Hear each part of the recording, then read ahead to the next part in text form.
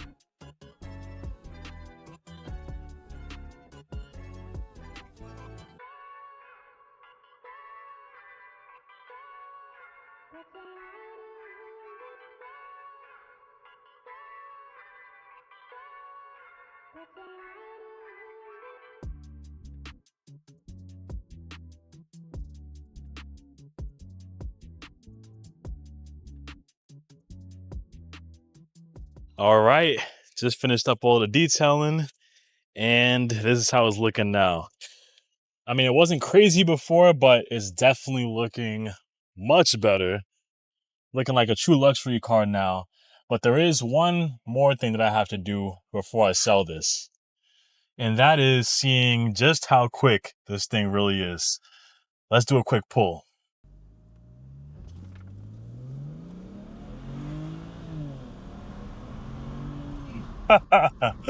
Wow. Not gonna lie, I mean, I'm not usually much of a BMW or a German car guy, but this thing is quick. This thing is quick. Honestly, I would love to keep this car a little longer just to play around with it and everything before I actually flip it for profit. But, I mean, we got a goal to hit, so let's get this thing sold so we can move on to the next car. But we are going to come back to selling that one in a little bit because the people that are living next to me still have to get the money together for their car. So I'll give them a little bit of time. And while we're waiting for that, let's get to the Subaru. Now, if you remember from the beginning of the video, the car overall was in good condition, but it had a couple of dash lights on, primarily starting with that check engine light right there. So let me scan it up. And by the way, this is the main scanner that I usually use, the blue driver scanner. Love it. It's very versatile and you could bring it basically anywhere with you. But let's see exactly what it comes up with.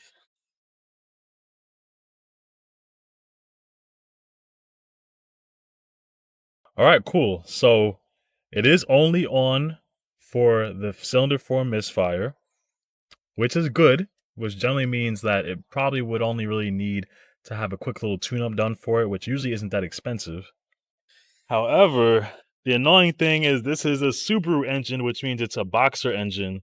And getting to the spark plugs and coils for this is going to be a little tougher. We basically have to get to the sides either right here, rather than it being on the top, or the other sides right here. But let's start getting right into it. So the main one that I'm trying to get to for cylinder 4 is going to be the back right one over here on the driver's side. So what I have to do is just take apart this area over here, take away the battery and everything so I can have enough space to get into that area.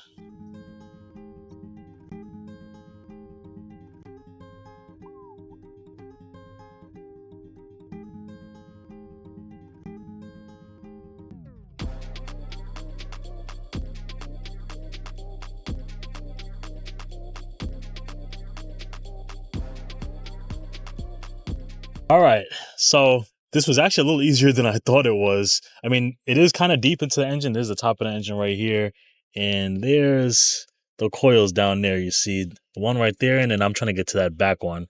That's most likely where the misfire is coming from. But yeah, I'm gonna try to take out both of these now.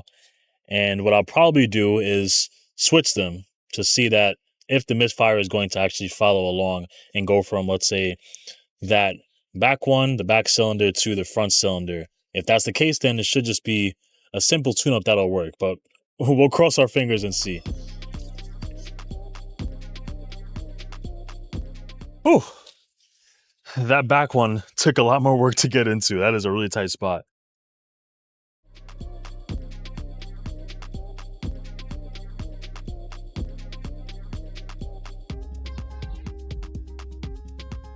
All right, so I just took out all the spark plugs and everything. I will say I was going to do the whole thing that I mentioned where, I swapped the spark plug from one cylinder to the next just to kind of diagnose everything. But I mean, actually the spark plugs the new ones came from Amazon pretty quickly. And Amazon is great with the return period too, where if this doesn't work, let's say I put the new parts in and then let's say it's still misfiring, I could just return them and I can get my money back. So it is what it is. So yeah, I'm just going to replace the spark plugs and the coils for both of these cylinders on this side and we'll see from there.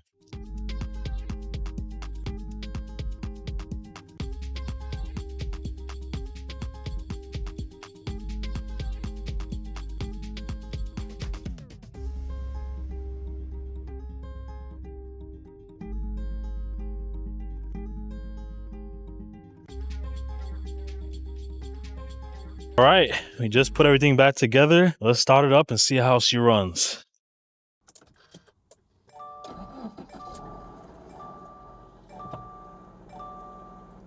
Okay. It's definitely running smoother, for sure. Of course, the check engine light is gone now, but I have to make sure it doesn't come back. So I'm going to drive around for a little bit, make sure that the codes don't come back in the system.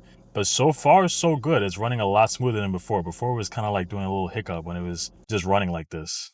All right, time to check the system and see if the engine light came back at all. It didn't come up on the dashboard yet, but let's scan the system and see if the codes came back. And it's looking good. Looks like the readiness check, the smog check, isn't completely done yet. There's still the evap monitor that needs to be finished, but it already checked the misfire test and the other tests. And really, this one is going to take a lot longer to be driving around.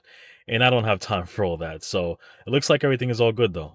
And the fire thing too is because we took care of the check engine light, it also took care of those other lights that you saw on in the beginning of the video where it basically said that we couldn't turn on the all-wheel drive system either. So it seemed like with this car, it was basically like a two-part thing where if the check engine light is on, you can't use the all-wheel drive system either. And now that we fixed it, it's all good to go. The tire pressure light is on, but really for this price range of cars, people don't really care too much about that light in itself. So we're all good mechanically. Now it's time to get to the detailing with this car as well. But since it's already not that dirty of a car and we're really just going to be following along the same process as what I did with the BMW to detail it, I'm just going to show you the before. This is what it's looking like now. And this is how it's looking after. It definitely, as I mentioned, was not that crazy of a detailing job. It was around the same as what I did with the BMW. It having leather seats definitely made things a good amount easier. The only thing different that I did with this car was I used this solution finish on that trunk floor mat just to make it pop a little bit more. It was looking pretty crusty even after I cleaned it up. And that's really the last stuff for getting it ready for sale. Now I'm going to go up the block, take some pictures of it, show you the pictures, and then let's see how long it takes to sell. All right, and there we are. All cars are officially sold. But first, before we get to the selling numbers, I want to get out a quick announcement. So first of all, if you haven't seen it before, the cars that I'm purchasing are not cars that anyone can purchase at the public or anything. These are cars that you can only get at dealer auctions. But as you can see, I'm doing everything out of the street. I don't have a dealership physically myself. If you want information to do the same thing yourself, there's going to be a link in the description below. But I will say spots are finally opening again. It hasn't been open for the past like month or so, and there's going to be a limited amount of spots that's going to be open for whoever joins next. It's literally first come, first serve. So if you're someone that's been waiting for your time to join, this is it. And I will say after these spots have been filled up again, I honestly don't know exactly when things are going to open up again in the future. If you've been waiting, make sure you jump in now. But now on to exactly how much the car is sold for and all that good stuff. So the first one that of course sold the fastest was that BMW. Yes, you're going to be seeing a lot more of it probably when I'm recording. It's literally my next door neighbor that bought the car, and it was a very easy sale because of it. As you saw, we only had to do detailing with it. I didn't have to fix or anything like that.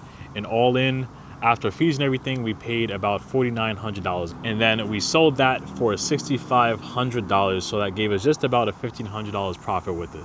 The next one was that Subaru Outback.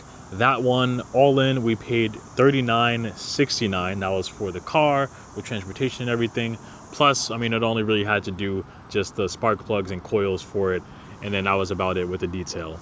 And we sold that for $5,400. So with that one, we got a profit of about $1,400. And then, last but not least, that 2015 Mazda 6 we've been working on with the salvage title flip and all that stuff. We had a lot of work to put into it. That one, all in, we basically paid $5,500 for it. And finally, the paperwork came for it, and we sold it for $8,000. The person that I sold it to didn't negotiate at all for the price. They thought it was a great deal. They really couldn't say anything about it, so it was a very easy sale. So with everything added together, that brings us to about $5,500 in profit that we got, and that brings us up to $53,700 in total built up in the series. But in the next video, we're going to be going back to the auction to see exactly what we can come up with to get to that 100K goal in time around the end of this year. And I'll see you in the next one. Peace.